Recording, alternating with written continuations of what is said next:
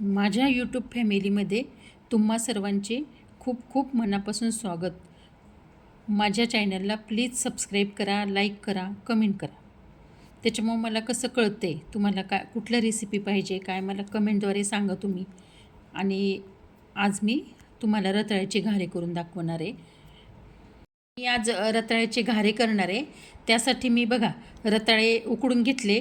आता ते मी त्याचे साल काढून किसून घेणार आहे आणि त्याच्यात गूळ घालणार आहे.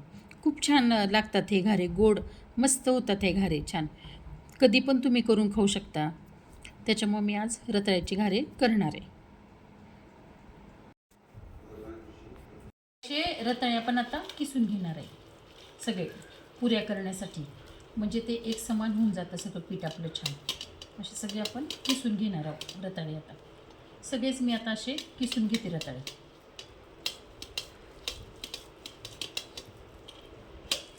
हे बघा आपले सगळे रताळे झाले आता मॅश करून. आता याच्यात आपण गूळ टाकणार आहे आणि ते मिक्स करून घेणार आहे. असे छान सगळे मॅश झाले आता करून आपले रताळे. छान लागतात ह्या पुऱ्या, खूप मस्त लागतात. हे बघा गूळ असा किसून घेतला आहे. किसून घ्यायचा बारीक छान, म्हणजे त्याच्यामध्ये हे राहत नाही काही, असं गूळ राहत नाही ना अख्खा, मग ते छान पुऱ्या आपल्या होत्यात छान.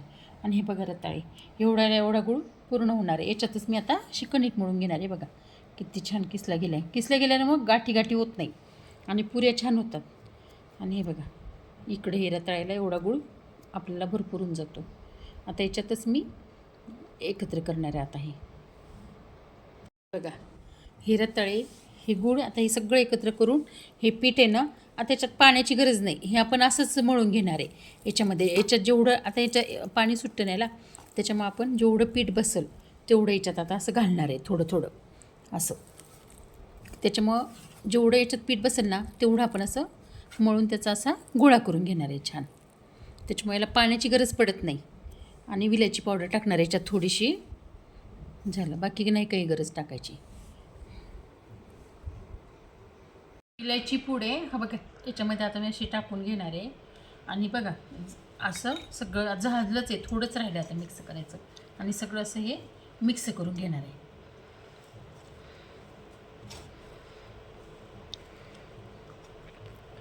हे बघा असं घट्टसर कणिक मळून घेतली मी आता. आता पीठ लावायला आणि इथं आता मी त्याचे पुऱ्या लाटून घेणार आहे. छान झाली आहे घट्टसर. तेवढं टोपल्यात पीठ घेतलं होतं तेवढं मला पूर्ण लागलं आहे. छान कणिक मळून घेतली आता. आता त्याच्या पुऱ्या लाटायच्या आणि तेलामध्ये तळून घ्यायच्या. खूप छान झालं बघा, घट्टसर झालं असं पीठ. हे काय मस्त पीठ करून घेतले आता. हे बघा असं घट्टसर घेतलं आहे म्हणून आता त्याच्या आपण पुऱ्या लाटणार आहे. आणि मग इथं पोलपाटवर आता मी पुऱ्या लाटून घेणार आहे आणि तेलामध्ये तळून घेणार आहे.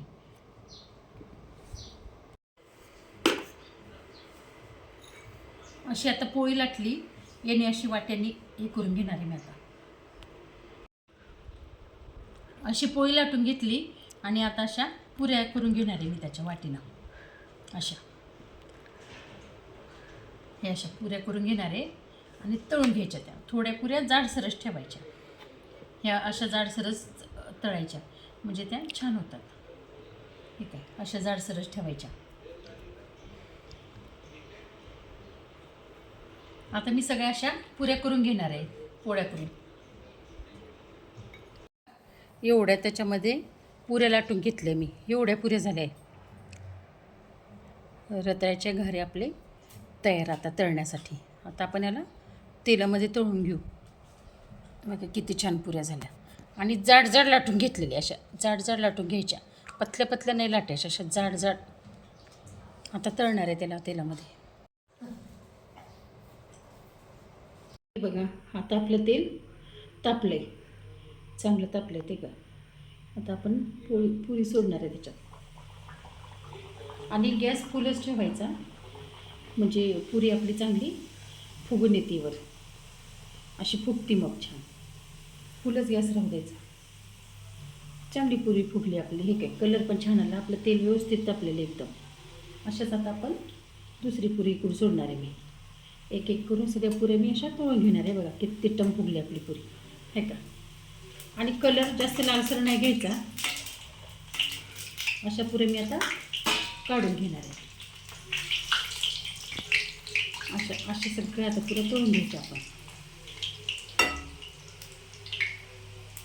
ही पुरी अशी एक एक एक एक पुरी आपण सोडून घेणार आहे आता. हे बघा अशा टमटम फुगायला लागल्या पुऱ्या. हे का जाड केल्या ना मग छान टमटम फुगतात त्या. हे बघा प्रत्येक पुरी छान टम फुगते. आणि असं जास्त नाही त्याला लालसर होऊ द्यायचं. तर असं अशा पुऱ्या काढून घेणार आहे सगळ्या आता. ही बघा ही पण किती छान झाली. एक एक एक एक अशा सोडून सगळ्या काढून घेणार आहे आता. हे बघा एवढ्या पुऱ्या झाल्या त्याच्यात तळून सगळ्या आपल्या त्या पिठामध्ये तेवढ्या सगळ्या पुऱ्या तळून बघा एवढ्या पुऱ्या तळून झाल्या सगळ्या. सर्वांनी लाईक करा, सबस्क्राईब करा आणि कमेंट पण करा.